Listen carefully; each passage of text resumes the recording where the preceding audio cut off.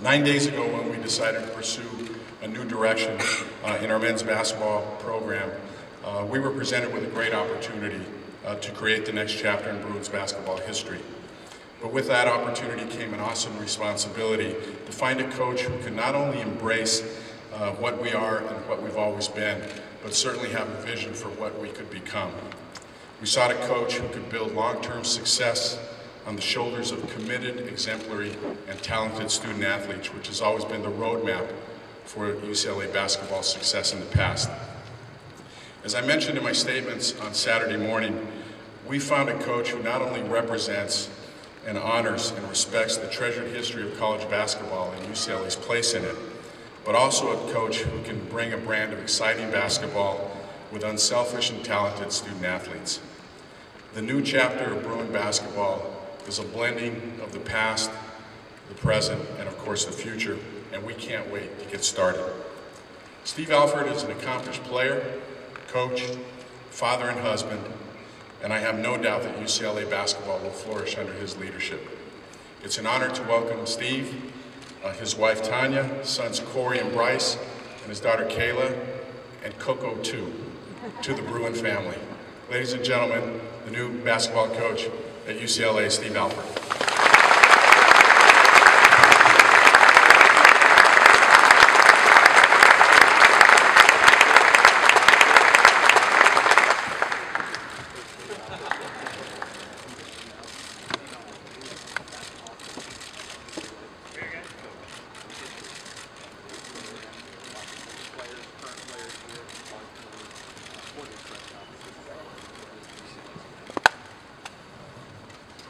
Thank you, Dan. Obviously, I have to thank Dan and Chancellor Block for this incredible opportunity. Really appreciate the opportunity that's afforded us. I know my wife and children have already been introduced, so I do appreciate the family being here. They've been a big part of, obviously, our basketball family playing.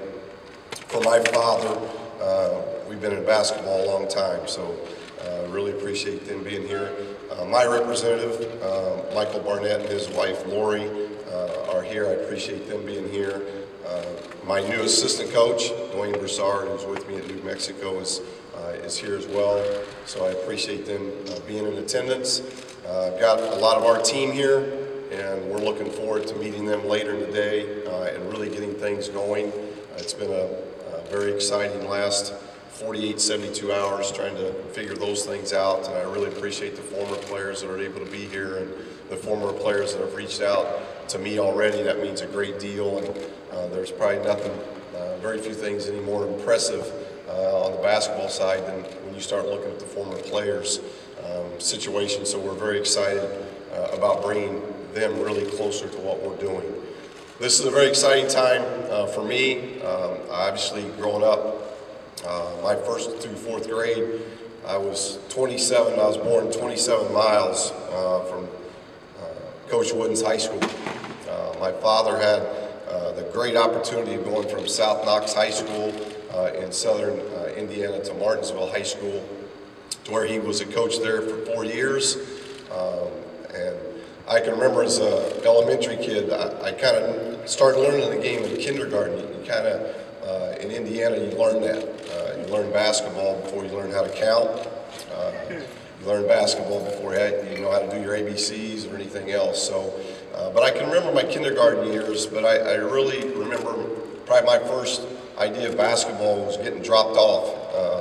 I actually picked up around my neighborhood with the bus, and I drove the bus, rode the bus to Poston Road Elementary School, and I can remember I had to get in arguments with principals. It's not something I've made, hopefully UCLA will understand that's not something I try to do all the time, but I did get in arguments with administrators even as a first grader, because the argument was that you weren't going to drop me off at home on the way home. So I was the only kid in school that I was picked up one place, but I was dropped off at another place. And that didn't always go well, especially when you're a first grader. But I always wanted to be dropped off where my dad was practicing, and that was Glenn Curtis Memorial Gym. And obviously John Wooden played for Glenn Curtis and in that gym. So I can remember growing up and learning the game as a little guy, trying to just get the ball up to a 10-foot goal, trying to hit the rim, trying to hit the net. At that time, the things weren't invented to where you could bring goals down to 8 foot or 6 foot. So I didn't make a lot of shots, but my idea of basketball, I kind of learned it the right way. I know my father developed the John Wooden Mental Attitude Award that was given to the best Mental Attitude Award winner at Martinsville High School in his 4 years there. So that's kind of how I got started. And when he took the job at Newcastle Chrysler High School, where I got a chance to play, a gymnasium that seats 10,000, it's the largest high school gymnasium in the country. My basketball career kind of started there. So it's been a very exciting time for me. Please know I'm leaving somewhere that I have an awful lot of love and admiration for in the University of New Mexico. I want to take time to thank Paul Krebs, the athletic director. I want to thank Dr. Smedley, who hired me, Dr. Frank, who's now the current president there, that have given me an incredible opportunity over the last 6 years, my coaching staff, all the administration staff that helped us so much build something that was extremely special over a 6-year period to win the amount of games, the amount of championships, and develop the program that we did there, and then obviously our players. It's not easy when you're 29-6 and you've won back-to-back conference and tournament championships and you return your entire starting 5. That's a difficult thing to leave. And I think the thing I'm most blessed with is I had the opportunity there for 6 years to build that. And then when a place like UCLA calls, when you think of excellence and when you think of college basketball at its pinnacle, it's UCLA basketball. And to take the tour this morning, it's been a whirlwind, and I appreciate all the staff here that has really welcomed our family with open arms. And, I'll forget names for a while because it's all been thrown at me, but come through the brand new Pauley. It's been a long time, probably since 1984 when I was here for the Olympics. That's probably the last time that I've been in Pauley, so to see it a little bit different is exciting. To see the tradition and yet the newness to it is a lot of fun. And I really appreciate the staff really welcoming us and giving us all the things that we need to see very quickly as a family, what the UCLA is all about. And seeing 108 national championships is pretty impressive. And when you think of it's not just basketball. Obviously basketball has 11 of those, and having the most in college basketball, and a lot of fun. But to know that you're working at a university that it's not one sport, it's not two sports, it's not one side of the campus versus the other side of the campus. It's an entire campus that really prides himself on excellence. And Dan's already alluded to already about the word optimism and being very optimistic about the future. And I think that's why UCLA has been so successful consistently, is because their optimistic approach to the future and to the present and the opportunities that they give you, whether it's in academics and learning, or it's in athletics. And excellence is something, as I started looking in to this opportunity, and it was a very difficult decision. It was a leap of faith. It was a family decision. But as I looked into it, I just saw a place that could really help better everything about our family because of the values, because of the family atmosphere, and because of the word excellence of all that that means to this university. So it is a great, humbling, honorable position that I'm in today, and I very much look forward to the challenges ahead. I look forward to meeting the team a little bit later, getting to know them a little bit better, and understanding what we're going to do moving forward. But I really like the excitement and enthusiasm that I think is going to happen here in the near future. So I very much appreciate this opportunity. And if there's any questions at this time, Alex would be more than happy to answer those at this time. Coach, to your right, Jim Hill, CBS 2 Sports. Welcome to Los Angeles. Thank you. In the past, UCLA has had difficulty in recruiting a lot of great Southern California athletes, and I know you are a great recruiter, and that's one of your strong points. Will that be one of the first things that you will concentrate on, and how will you bridge the gap that has developed? Well, recruiting is always a different dynamic, and it's obviously the bloodline to coaching. So regardless of where it is, but obviously this area is loaded with great talent, great high school coaches, great programs throughout this area, and I've been very fortunate. I had no idea. I was at Manchester College 22 years ago after being cut my 5th year into the NBA, and I was very happy at that Division III program, and kind of got my start and went to Missouri State, had no ties at Missouri State, had a wonderful 4 years, then to the University of Iowa, back in the Big Ten for 8 years, and then when New Mexico called, it was really the first time I'd been to the Southwest, and I think our family fell in love with the Southwest, and if you look at our 6 years, we've recruited very well in Southern California, and a big part of our makeup as a basketball team in New Mexico has been California kids. So we've been in the area, we've had success there, and obviously I think if you look at the long history of UCLA in men's basketball, you've kind of dominated that area. And so that's going to be obviously something that's very important to our staff as we put it together, that we get back and we do a very good job right from the beginning of developing relationships with high school coaches. I've done that everywhere I've been because I have such great respect for high school coaches, because my dad was a high school coach for nearly 40 years. So that's something that we're very much looking forward to as the April recruiting period gets very close here, to building those relationships and hopefully getting a lot of the top talent to obviously commit to UCLA right here. So that's going to be something that's very important to our staff right away. Steve, Scott Reed from the Orange County Register. You've talked a lot about Coach Wooden and how he shaped you and your embrace of his values. Do you think he would have handled the Pierce case the way you did? And in 2003, you gave an interview in which you said the whole Pierce episode made Pierre stronger. Do you think the whole episode made his victim stronger? Well, that was an instance that happened years ago at the University of Iowa, and all I can tell you with that situation is I followed everything that the University of Iowa administration, the lawyers that were hired, I did everything that I was supposed to do at the University of Iowa in that situation. I followed everything that I was told to do.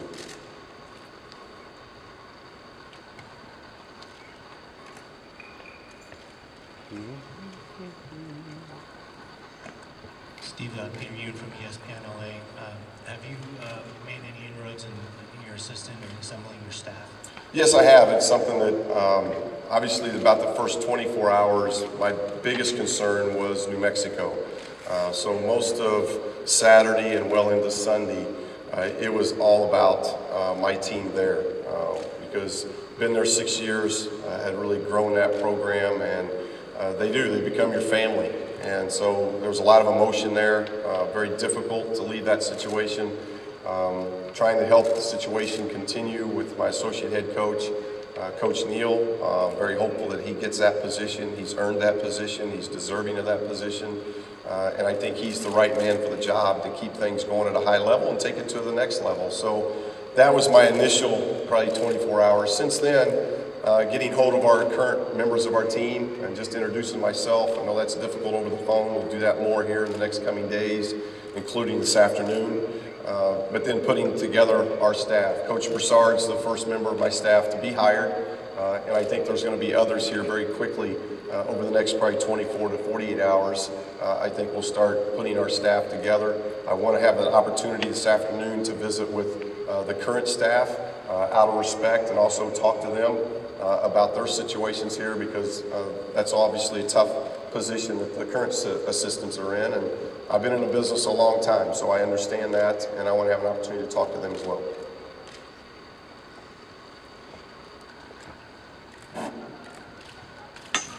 Steve, Darren Norton with KTLA. When you look at Ben Howland and what he was able to accomplish, 3 straight Final Fours, went to the dance, they won a regular season title. Do you understand the expectations here? And give us a sense of what you think you can do to fulfill what you and Dan talked about.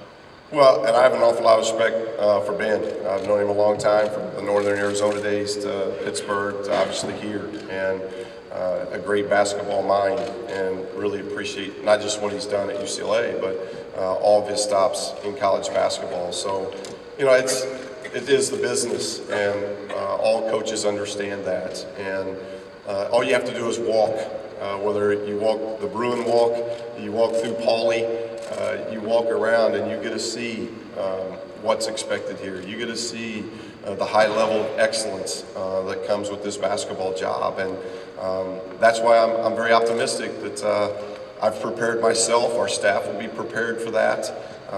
I think we're going to prepare our young men to do everything they can, whether you talk about recruiting or our guys that are currently on the team, of getting better in strength and conditioning, getting better on the floor, just continuing that development that you have to do. But having 22 years has helped. Those two top pyramid levels of Coach Wooden is you got faith on one side, and I've said that this was a leap of faith, and I truly believe it was a leap of faith. And on the right side of it, you have the word patience. My family would probably tell you I'm not very patient.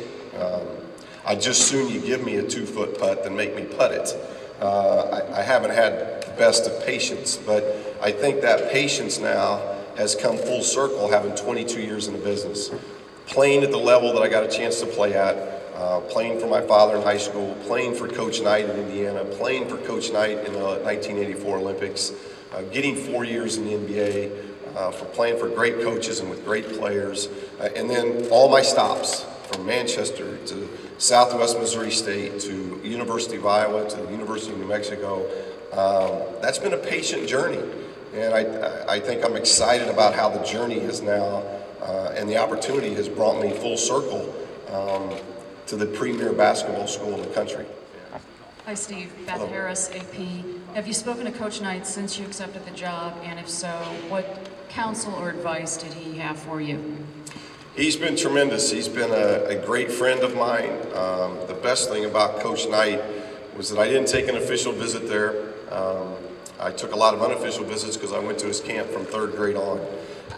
So I kind of had the dream of playing at, obviously, Indiana University and everything that Coach Knight meant. I can remember his home visit with my mom and dad. He said he would give me an opportunity to develop as a basketball player for 4 years. He would make sure that I was with quality young men, that we'd have a championship style of team, have a chance to win championships with really good, high-quality character people. I'd get my degree in 4 years, and I'd have a friend for life. And, sometimes now that I've been in the recruiting business for 22 years, you sit with a lot of coaches, you get to see a lot of programs, and just like my team that I'm getting ready to embark with here with our new journey, you hear a lot of recruiting spiels, and you hear a lot of promises. And I would assume that there are a lot of student athletes out there that have an awful lot of empty promises fulfilled. And that was the highest quality about Coach Knight, that when he said something, he fulfilled it. And those things happened. I played on a championship team in 1987. I played with high quality, high character teammates that are dear friends of mine. To this day, I've heard from a vast majority already of our 87 team have taken over the reins of this program. He told me I'd get my degree, which I did in 4 years. And he said I'd have a friend for life. And he is somebody that I call very regularly. Now, sometimes I have to call several times because he's either out shooting turkeys or he's fishing, so I don't always get a pickup right away. But Coach has always been somebody that I can go to for advice. And I know going forward, he was very excited about this when I talked to him. He knows what UCLA is all about. And so I know in the coming days and the coming weeks, Coach Knight will be one of those guys that I constantly reach out to, like I have on all my other stops.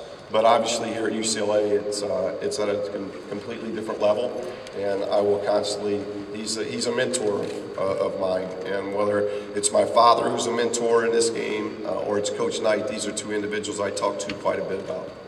We have time for one more question. Coach, Rashawn Haylock, Fox Sports West. You mentioned the challenge. Being in LA, being the head coach at UCLA isn't for everybody. What is it about your makeup that makes you want to step up to the plate to take this challenge? Well, I think I've been conditioned both mentally, physically, spiritually. I think my entire makeup from a player standpoint, I can remember as I go back to my roots playing at Newcastle High School, I played in front of 10,000 people on a Friday night, and on a Saturday night I played in front of another 10,000. There are not a lot of high school kids playing in front of 20,000 people on a weekend. I've been doing that since I was 17, since I was about 16, 17 years of age.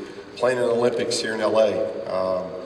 People didn't think I was supposed to even make that team, and because I only made it because Coach Knight was my collegiate coach, but not only did I make that team, I became one of the starters on that team. I started the gold medal game, which, you know, to be able to start in the same backcourt, say that you start in the same backcourt with Michael Jordan, was a lot of fun. But to be able to play in the Olympiad, which is obviously, when you talk about worldly athletics, that's as good as it gets. And then from a coaching situation, to start at the Division III level and be able to really learn and make mistakes and nobody really know about them, and grow as a coach, grow as a person, and then just gradually make that move up from getting at Southwest Missouri and the Missouri Valley to the University of Iowa in the Big Ten, to then seeing what's happened at New Mexico and what's happening with the Mountain West Conference. We were arguably one of the 2 best leagues in the entire country this year. To see that growth, I think this is the next step. I'm optimistic about it. I understand the challenges, but this is a challenge that I think I've been patiently waiting for, and now that the opportunity has come my way, I'm ready. I know I'm much more prepared, much more ready than I was 15 years ago for this challenge. But at the age of 48 and 22 years into coaching, I think I'm as prepared as I was ever going to be prepared to try to do the things that we all aspire and want to here at UCLA, and hopefully that's what's going to happen. All right, thank you, Coach.